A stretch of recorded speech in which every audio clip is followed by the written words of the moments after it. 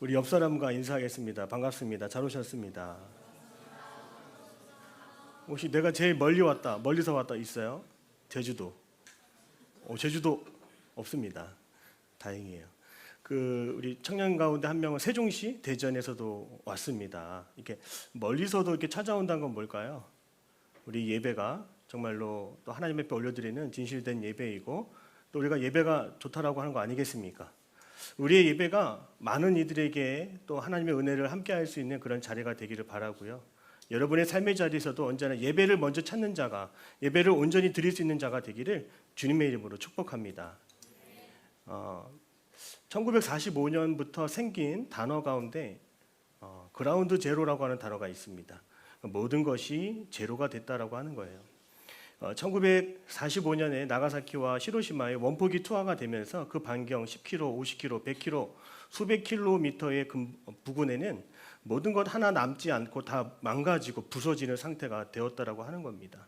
인간으로서 정말 재기할 수 없고 또 살아날 수 없고 불능의 상태를 그라운드 제로라고 말하는 것이죠.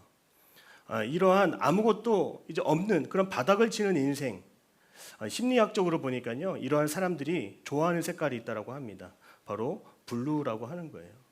여러분, 블루라고 하면 그냥 파란 하늘, 긍정적인 좋은 색깔처럼 보이지만 사실 이 블루라고 하는 단어에는 부정적이고 또한 슬픔이 담겨 있는 색깔이라고 할 수가 있습니다. 드라마 제목을 보면 우리들의 블루스, 블루가 들어가지 않습니까? 재즈에도 블루스라고 하는 장르가 있어요. 흑인들의 서름과 아픔을 담긴 그런 노래라고 할 수가 있습니다.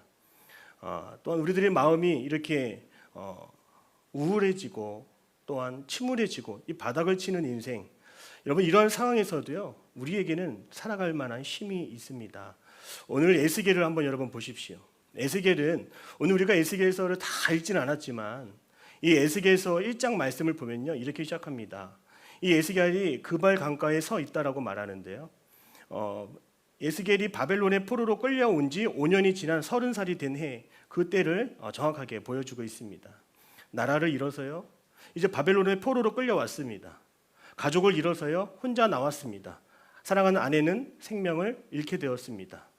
그리고 이 에스겔은 선지자입니다. 제사장이에요. 예배를 드려야 되는데 이제 함께 예배 드릴 수 있는 사람조차 아무도 남지 않았다라고 하는 것입니다. 여러분, 이때 하나님을 알지 못하는 사람은요, 부정적인 생각이 가득해서 고인물처럼 부정적인 마음으로 세상을 바라볼 수밖에 없습니다. 그런데 하나님께서는 이 에스겔을 포기하지 않으셨어요. 하나님께서도 여러분을 포기하지 않으십니다. 내가 정말 바닥에 처해 있고 바닥을 치는 인생이라 할지라도 하나님 그냥 여러분 내버려 두지 않습니다. 하나님께서 에스겔을 회복시키고 또 일으키시는 방법이 있는데요, 바로 그것은 눈을 뜨게 하는 것이죠. 내가 처해 있는 그 자리가 중요하게 여겨지지만, 이 자리가 불평스럽게 느껴지고 원망스럽게 느껴지지만 하나님의 방법은 그게 새로운 자리를 구하는 것이 아니라 더 보기를 원하고 더 보는 것을 통해서 구원을 얻게 하여 주신다는 것을 에스겔 전체의 말씀을 통해 알 수가 있습니다. 모든 것이 다 무너져 버린 상황 속에서 하나님은 에스겔의 눈을 뜨게 하셔서 골짜기의 마른 뼈들을 보게 하셨습니다. 저도 길을 가다가 닭뼈만 봐도 이거 무슨 뼈지 할게 움찔될 수가 있어요. 여러분, 뼈들을 볼 때 그 뼈 어디에 쓸모가 있겠습니까? 아무 쓸모도 없는 거죠. 가망도 없습니다. 그런데 하나님께서 모든 것이 처참하게 무너진 에스겔을 데리고 골짜기에 올라가게 하셔서 저 마른 뼈들을 보라고 하셨어요. 그때 뼈와 조각과 조각이 맞춰져서 하나의 군대를 이루게 되는 그런 환상을 보게 하는 것이죠. 하나님이 우리와 함께하여 주시면 하나님은 흩어진 모든 조각들을 맞추어 주시고 새롭게 하여 주심으로 일으켜 주시는 환상을 보게 한 겁니다. 그 군대 같은 사람들, 다시 이스라엘 백성들이 다시금 일어날 때 그 사람들은 무엇을 의미하냐면 예배자들을 일으켜 주신다는 것을 의미하는 거예요. 하나님께서는 모든 것이 다 무너진다 할지라도 반드시 예배자들은 세워주심을 여러분 꼭 믿으시기를 바랍니다. 그러기에 내가 먼저 하나님 앞에 예배자임을 여러분 꼭 기억하십시오. 그 예배자들을 다 일으켜 주신 다음에 하나님이 또 성전을 보게 하셨습니다. 그때 당시에 성전 없습니다. 다 무너졌어요. 흔적도 없이 사라졌습니다. 그러나 하나님께서는 다시 한번 에스겔의 눈을 뜨게 하셔서 성전이 회복되는 것을 보게 하시고 그리고 오늘 본문의 말씀처럼 예배가 살아있고 예배가 다시 생기를 돋는 모습을 우리에게 보여주신다는 거예요. 따라하겠습니다. 자리보다 보기를 원해야 합니다. 여러분, 더 보기를, 더 간절히 바라보기를 원할 수 있는 여러분이기를 바랍니다. 영어 단어로 END, 끝을 의미합니다. 그런데 같은 발음이 나올 수 있지만 AND는 다른 뜻을 가지고 있어요. 우리가 같은 것을 바라보고 있는 것 같지만 하나님은 우리가 모든 것이 끝났다라고 하는 순간에서도 그 다음을 우리에게 예비해 주시고 보여주시고 생각하게 해주시는 분이 우리 하나님이십니다. 그래서 저는 여러분들에게 이렇게 말하고 싶어요. 여러분, 힘들 때, 어려울 때, 내가 바닥일 때, 모든 것이 제로일 때, 그때 제대로 믿을 수 있는 순간이 왔다라고 하는 것을 기억할 수 있기를 바랍니다. 왜냐하면 그때는 그동안 보이지 않았던 믿음의 눈을 켤 때가 왔기 때문인 것이죠. 제가 인천으로 이사 와서 저 김포 운양동의 장인 장모님 댁을 자주 이렇게 찾아갑니다. 찾아갈 때마다 이제 겨울이라서 저녁에 너무 깜깜한 시간이에요. 그래서 인천에서 김포까지 고속도로가 쭉 나져 있는데요. 밤에 운전하다 보니까 차에는 아무 문제가 없는데 라이트를 켜도 이 가시거리가 50m 안 넘는 것 같아요. 그래서 속도는 나지만 더 빨리 달리는 게 두려울 정도로 그렇게 도로를 다녔습니다. 여러분, 더 보이지 않으니까 마음이 불안하고 두려워요. 그래서 제가 뭐 했겠습니까? 이 상향등을 켰습니다. 그랬더니 좀 더 보입니다. 상향등을 켜고 가니 더 보이는 거예요. 여러분, 우리도 힘들고 어려울 때, 모든 것이 그라운드 제로라고 여겨질 때에 우리가 한 번 더 상향등을 켤 수 있는 건 뭐냐면 바로 우리가 믿음의 눈을 뜰 때예요.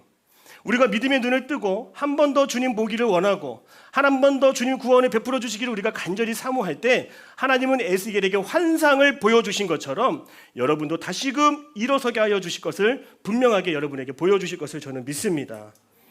책 제목 가운데 이런 제목이 있어서 제가 박사 논문을 쓸 때도 그렇고 책을 쓸 때도 참고를 했습니다. 죽고 싶지만 떡볶이는 먹고 싶어. 죽고 싶은 건데요, 죽지 못하는 이유는 떡볶이 때문이에요. 우울한데 이 우울함을, 죽을 것 같은 이 우울함 속에서도 하나가 생각이 난다는 거예요. 그게 뭐예요? 바로 떡볶이라고 하는 것이죠. 교회를 다니는지 안 다니는지는 모르겠지만 이 청년은 떡볶이 하나로 구원을 얻은 거죠. 여러분, 우리도 힘들고 어려울 때 떠오르는 것이 있어야 되는 것이죠. 우리의 믿음의 눈을 떠서 나를 구원해 주시는 주님을 생각할 수 있는 여러분 되기를 바랍니다. 저는 예수님의 제자들을 바라보면서 인간적으로는 포기할 때 포기하고 떠날 때 떠났으면 어쩌면 저들의 인생 다시금 살아갈 수도 있었을 텐데 라고 그런 생각을 한번 할 때가 있었습니다. 여러분, 예수님을 따라가다고 하는 것은 죽음의 길을 걸어가는 거예요. 핍박과 고난의 길을 걸어간다고 하는 것이죠. 왜 제자들이 끝까지 예수님과 동행하기를 원했고 또 그 제자들이 주님 따라가기를 원했을까요? 매를 맞으면서도, 죽을 걸 알면서도, 그것은 바로 그 끝을 보았기 때문인 것이죠. 오늘 여러분의 인생도 여러분의 끝을 볼 수 있는 눈이 떠지기를 원해요. 여러분의 그 끝은 무엇입니까? 그 마지막 때는 무엇이에요? 심판의 자리요? 물론 맞습니다. 그러나 그 심판의 자리에서도 하나님은 우리를 반드시 우리의 믿음을 통하여 구원해 주시고 우리를 승리케 해 주시고 우리를 다시금 일으켜 주신다는 것을 여러분 꼭 믿음으로 고백할 수 있기를 주님의 이름으로 축복합니다. 우리 금요일 날 우리 손경민 찬양팀, 미안해, 연관지어서 미안한데 손경민 찬양팀이 와서 찬양을 했어요. 근데 우리 교회에 찾아오시는 그런 찬양팀들은 다 똑같은 것 같아요. 끝난 것 같은데 한 곡 두 곡을 더 준비해서 오는 모습을 저는 볼 수가 있었습니다. 자, 여러분들이 하나님을 찾을 때 하나님은 여러분을 위해서 준비하신 것들을 더 보여주시기를 원하시고 하나님이 여러분이 준비하신 것을 펼쳐주기를 원하시는 분이 우리 하나님이심을 여러분 믿음으로 고백하기를 바랍니다. 하나님은 더 보여주시기를 원해요. 여러분이 잘 될 것을, 그 그림을 파노라마처럼 펼쳐주기를 원하시는 것이 우리 하나님 아버지인 줄로 믿습니다. 오늘 본문의 말씀을 보면요, 이 성전에서 스며드는 물이 나온다라고 말하고 있어요. 여러분, 예배가 살아있다라고 하는 것은요, 이 반주할 수 있는 악기, 생음악으로 우리가 예배가 살아있다 이렇게 얘기하는 것일까요? 예배를 라이브로 드리기 때문에 우리의 예배가 살아있다라고 말하는 것일까요? 절대 그렇지 않습니다. 예배가 살아있다라고 하는 것은 예배 가운데 하나님이 흘려주시는 살아있는 물이 있다는 거예요. 요한복음 4장 14절의 말씀을 보면 화면 띄워주세요. 우리 이 말씀 같이 읽어봤으면 좋겠습니다. 요한복음 4장 14절입니다. 같이 읽겠습니다. 시작. 내가 주는 물을 마시는 자는 내가 주는 물은 그 속에서 영생하도록 솟아나는 샘물이 되리라. 아멘. 성전에서 물이 스며드는 것은요, 살아계신 주님께서 그 영혼의 갈증과 목마른 사람들을 위해서 흘려주시는 생수라고 하는 것입니다. 이 예배가 살아있다라고 하는 것은 살아있는 물, 우리를 살릴 수 있는 물, 우리를 정결하게 할 수 있는 물, 우리를 회복시켜줄 수 있는 그 물이 이 제단으로부터 흘러나오기 때문에 우리는 살아있는 예배를 드리는 것을 바라고 기도해야 합니다. 힘들 때 여러분 물을 구할 수 있기를 바랍니다. 힘들 때 나를 살릴 수 있는 그 물을 마실 수 있기를 바라요. 정말 그 물이 있다라고 하면 아까도 말했던 것처럼 저 대전에서 올라와 예배하는 청년이 있는 것처럼 여러분 정말 물이 좋다, 정말 이 물을 마시면 회복이 된다, 그렇게 생각이 든다면 전 세계에서도 오늘 우리의 예배당을 전 찾아오리라고 저는 생각합니다. 여러분 힘들 때 지금 당장 무엇을 해야 여러분 회복될까요? 우리 청년들이 유튜브에 나오는 청년들의 이야기를 제가 많이 듣고 있는데요. 유튜브로 관찰되는 그 청년들의 이야기를 듣다 보면 인생을 상담해주는 그런 이야기들이 많습니다. 힘드세요? 힘들 땐 여러분이 생각한 그 한 가지를 하면 돼요. 근데 여러분이 정말 하고 싶은 그 우선순위의 가장 마지막에 있는 정말 원하고 바라는 걸 하면 돼요. 여러분 내일이 시험이에요.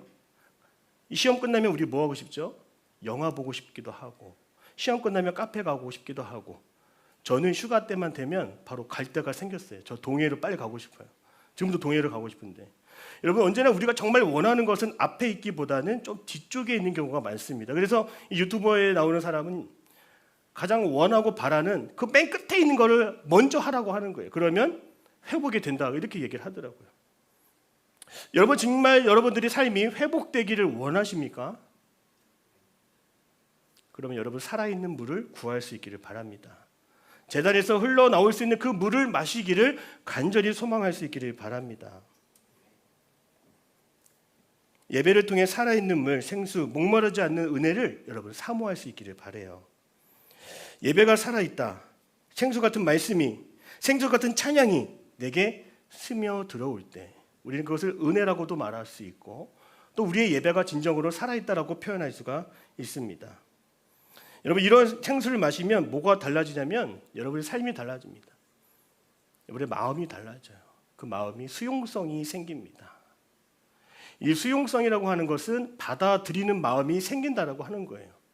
부정적이고 할 수 없다라고 하는 그런 고인물처럼 내가 가지고 있는 부정적인 생각을 쓸어버리고 녹여내고 배출할 수 있는 방법은 위로부터 우리에게 흘려주시는 그 살아있는 물을 마실 때, 그 물을 우리가 흡수하고 받아들이고 나의 것으로 할 때에 우리는 새로운 삶을 살아갈 수가 있는 것이죠.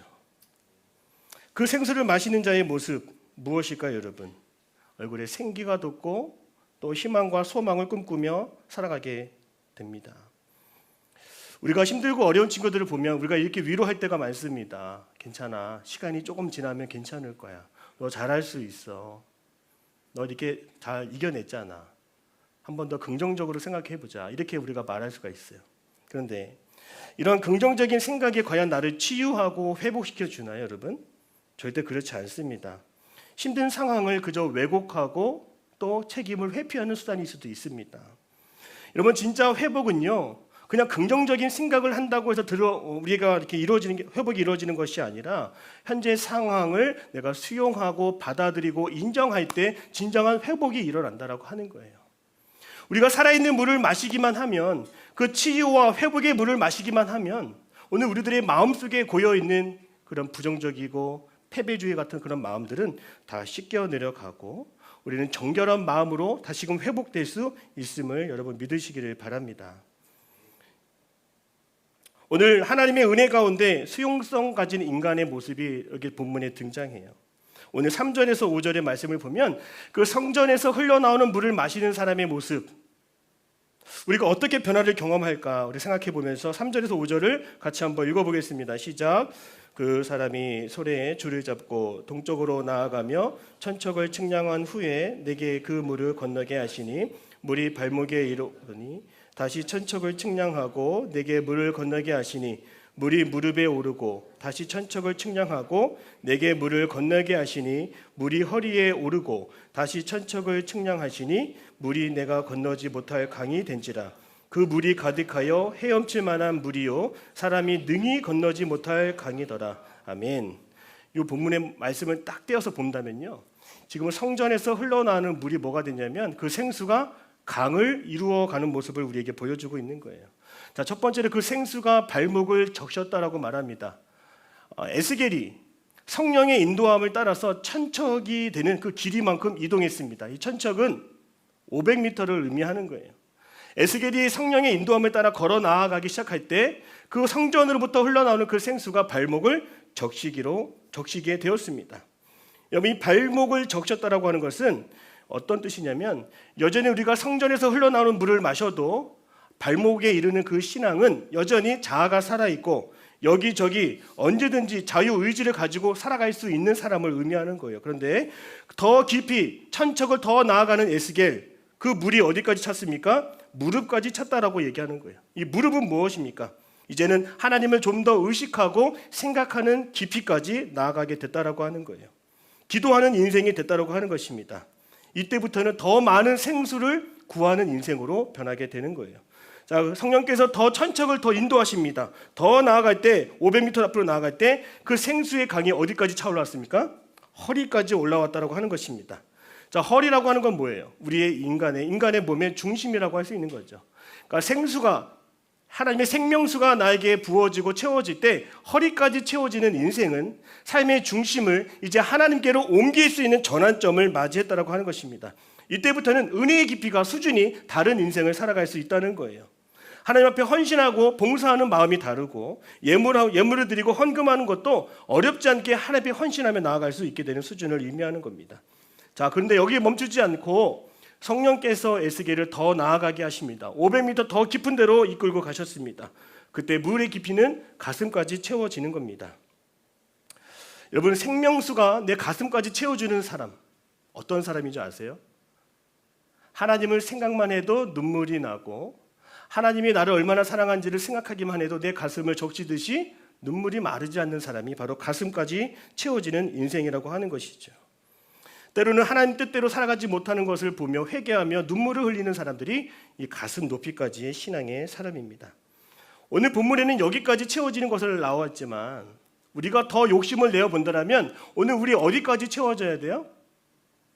우리의 머리까지 채워져야 되는 것이죠. 내 입과 내 보는 눈과 내 듣는 귀까지 성령으로 채워질 때 우리는 내 의지가 아니라 하나님의 의지로 하나님의 뜻대로 움직여 나아가는 인생을 살아가게 된다는 것입니다. 오늘 저와 여러분이 그런 하나님의 은혜로 충만한 인생이 되시기를 주님의 이름으로 축복합니다. 여전히 그 생수를 맛보지 못한 사람이 있어요. 어떤 사람일까요? 우리 11절 한번 읽어볼까요? 11절입니다. 시작. 진펄과 갯벌은 되살아나지 못하고 소금 땅이 될 것이다. 여러분, 물이 들어왔다가 나갔다가 물이 또 들어왔다가 나갔다가 은혜를 받았다가 받지 못했다가 교회에 나왔다가 나오지 못했다가 왔다 갔다 하는 사람들이 있죠. 이런 사람들은 뭐라고 해요? 되살아나지 못하고 소금 땅이 될 것이다 라고 말하고 있어요. 무엇을 심어도 무엇을 키워도 잘 키워내지 못하는 인생이 될 수 있다라고 하는 것입니다. 자, 그러면 여러분에게 한번 질문해 보겠습니다. 오늘 이 자리에 앉아 계신 분들이 많은데요, 저를 포함해서 우리 장로님과 우리 연합당 회장님과 다 포함해서 오늘 이 자리에 누구에게 먼저 그 하나님의 생수가 부어질까요? 힌트는 에스겔에게 있습니다. 힌트는 에스겔의 마음속에 있습니다. 따라하겠습니다. 에스겔의 상한 심령. 상한 심령은 뭐예요? 부서진 마음입니다. 오늘 혹시 여러분이 성전 안에 들어올 때 뭔가 좀 좌절을 느꼈고 어려움을 느꼈고 패배감을 느꼈고 실망감을 느끼고 이 성전에 들어오신 분이 있습니까? 간절히 하나님의 은혜 없이는 살아갈 수 없다고 하는 것을 처절하게 느끼며 이 자리에 들어오신 분이 계십니까? 하나님의 생수는요, 첫 번째로 겸손한 자에게 먼저 부어집니다. 우리가 홍수가 나고 비가 많이 올 때 침수가 되는 지역이 있어요. 지난번에 강남에서도 침수가 될 때 그 지역 자체가 저지대라고 하는 것을 들었습니다. 또한 침수가 되는 지역은요, 바로 지하에 있는 그런 집들이 침수가 되더라고요. 오늘 우리가 겸손하여서 하나님의 바짝 엎드린 자들이 있습니까? 하나님, 저는 할 수가 없어요. 하나님 뜻대로 되게 하여 주시옵소서. 가장 낮은 마음으로 오늘 예배드리고 있는 자가 있다면 오늘 그 한 사람에게 생수가 가득 부어 넘칠 줄로 믿습니다. 또한 어떤 사람에게 그 생수가 부어질까요? 여러분, 에스겔이 했던 방법을 생각해 보세요. 에스겔은요, 그 성령께서 먼저 천척을 재시고 이동하실 때에 그 줄대로, 그 길이대로 따라 움직이며 의지하며 나아갔던 사람이에요. 오늘 여러분 가운데 하나님만을 순종하며 의지하기로 결단한 자들이 있다면 그 한 사람에게도 생수가 가득 부어지게 된다는 것입니다. 우리는 이렇게 생각해 오지 않았습니까? 직분의 순서대로. 저는 목사니까 또 청년부 담당이니까 뭐 엄청나게 큰 은혜를 하나님 부어주시겠지.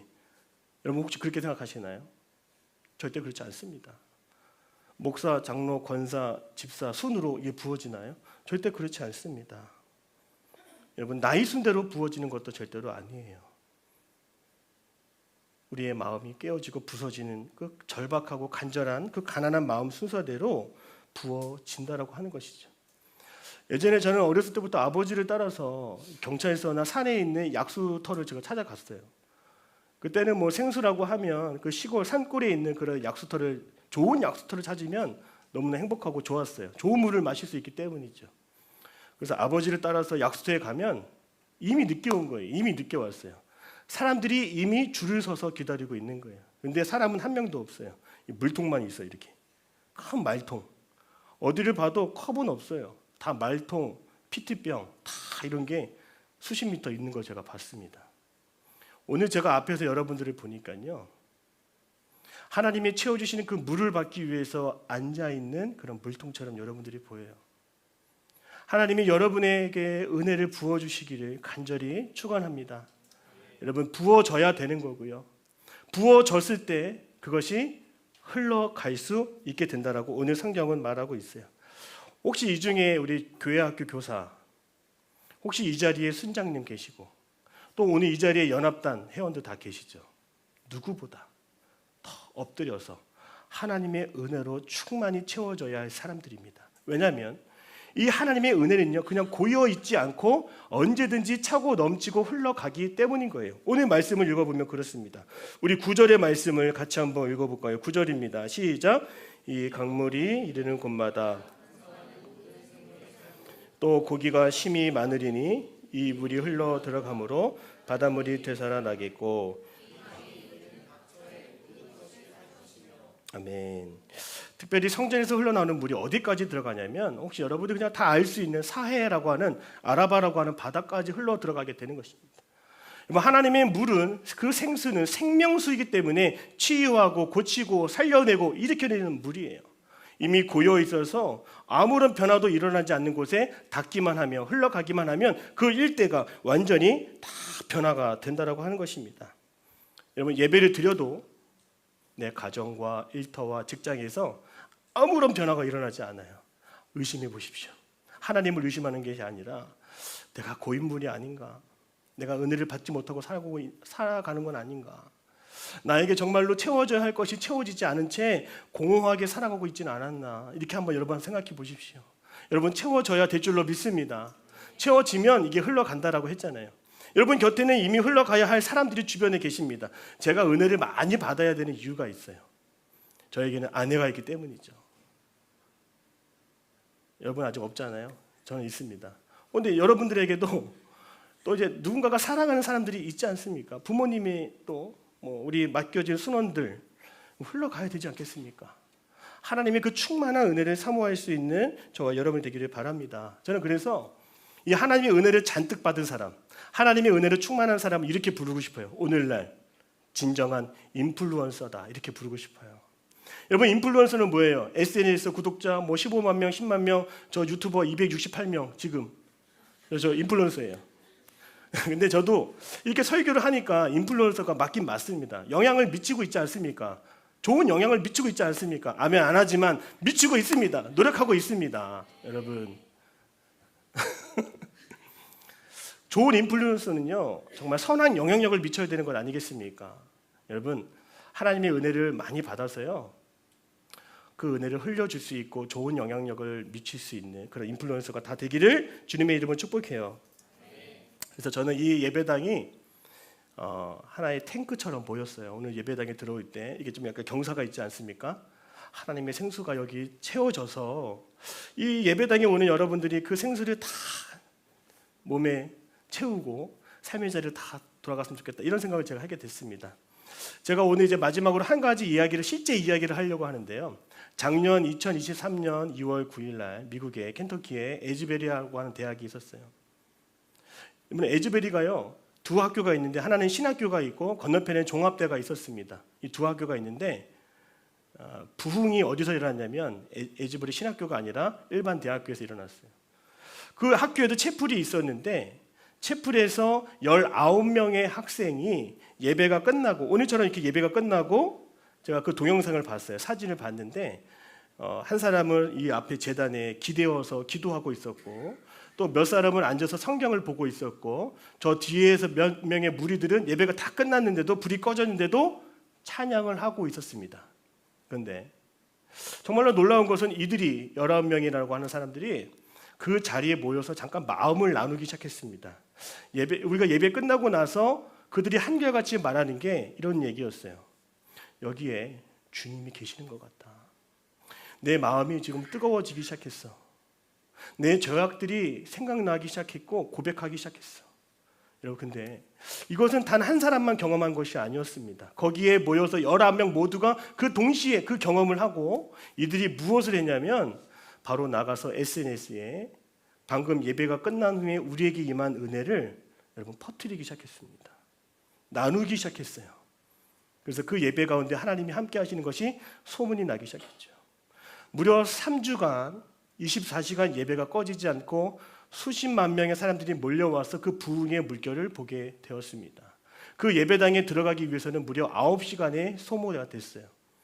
여러분, 오늘 우리 청년국 예배당도 그런 생명수가 흘러가는 교회라고 소문이 나면 여기부터 시작해서 저기 승려까지 줄이 서 있지 않겠습니까? 저는 그런 예배당이 되기를 저는 기도하고 꿈을 꾸고 있습니다. 여러분, 그 일은 오늘날 일어난 일이에요. MZ세대라고 말할 수 있는 20대 청년들을 통해서 일어난 일들입니다. 어떻게 해요? 살아있는 물을 마셨기 때문이죠. 성전에서 흘러나오고 스며나오는 그런 물을 마셨을 때에 변화가 일어나기 시작했다는 거 하는 것이죠. 오늘 예배를 드리면서 집에 가서 하나님이 주신 마음이 있다면 여러분 나눌 수 있기를 바랍니다. 그리고 하나님이 주신 사랑과 구원에 대한 감격을 이야기하고 함께할 때 우리 청년국의 예배가 부흥되는 역사가 나타날 줄로 믿습니다. 예배의 부흥이 먼저고요, 우리의 심령의 부흥이 먼저고, 그리고 나중에 점차 숫자적인 부흥도 반드시 따라오게 되는 것입니다. 그 예배의 부흥을 꿈꾸는 우리 모두가 되기를 주님의 이름으로 축복합니다. 기도하겠습니다. 하나님 감사합니다. 오늘 이 시간 예배가 살아야 모든 것이 살아난다라고 하는 그런 말씀을 전했습니다. 우리 예배에 살아있는 생명수가 흘러넘치게 하여 주옵시고, 그 생명수를 마시는 자마다 삶과 일터와 각 개인의 삶이 새롭게 변화되게 하여 주옵소서. 예수님의 이름으로 기도드립니다. 아멘.